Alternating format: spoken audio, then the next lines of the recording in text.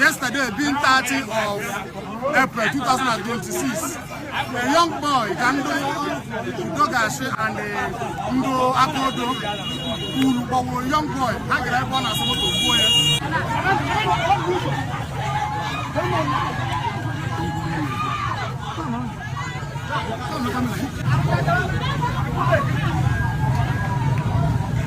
so you can see, yesterday I had with a young boy. So no, but they are doing protests.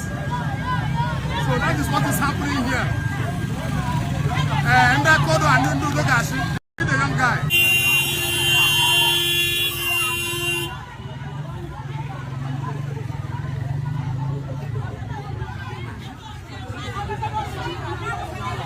So I'll be family today.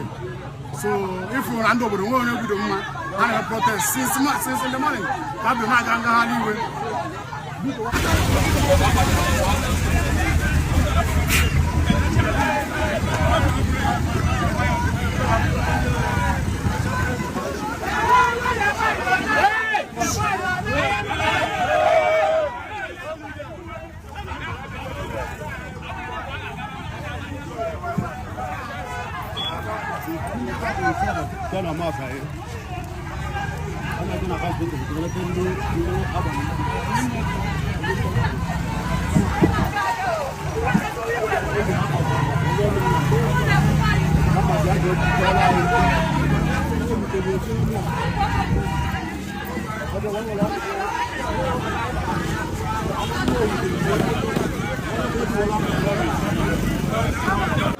Anom na bem obodo ezibem so ndị mmadụ agbaba ọsọ si mmanụ pụta ụlọ na-agba ọsọ so after ka a na-agbado ọsọ njụọ ndị ahụ kedụ na-eme asị na onwe ndị bata n'obodo so mụ na ụmụ agbaba olu nọ ndị polisi ọ nọ ndị antikọt ọ nọ ndị na-ejide mmadụ ndị na-akpụkọ ndị mmadụ so otu aka m na onwe m na-ana wee na-apị fonu m otu a na-apị fonu m bọs na-abọ pure bọs na-abọ agbalị kwụsị n'obodo eze do ebe niile kwụsịsị ahụ pajiche mma pakụ n'okwute mma so achụwa mmadụ ọsọ na onye iru m jide oke ọnya ka e na-etu onye anyị onye na onwe na-asịsị lapụ ya na-egegbukwa ya ka na-amụ ya bụpe mma ka a na-amasị ya akpụ ụdị bọọlụ ga-eje tie na moto afta ka echezide na moto ma kpọgolo elu ma sị ka ha jee na nke akịdị a ka ha si ka ha jee si na-abata azụ na onye ọbụla abata ma na a ga-agbụ ya egbe ibe ka ekwu enwetara na a ga-agbụ ya egbe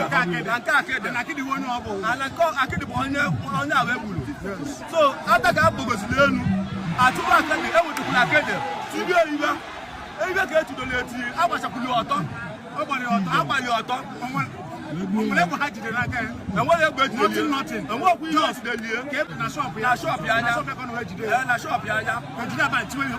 gbanye ọtọ so otu akụ anya na onwe na mmezi na-apụsị agbanye egbe anyị ga-agbanye egbe a bụ n'ebe a agbanye egbe ahụ agbaziri ya o nwezi ndị gbakọtazi elu rọọsisi ya na-apụtakwa onye nwapụ ga-akpara onye mpụ na ọ ga-anwụ adụrọpụ ebe a onye kpọtasị n'ebe a bụ echitazi enyi ka ikwu ezi enye ka apasị anya ejezi ọnụ ọgwọ ndị wee ọnwụọ so ibe nwe na-eme anyị ọ dụrọ mma nwatakịrị na-achọ ihe ọ ga-eli ọ bụrụ na ori ka ọ na-ezu asị na ori ka ọ na-ezu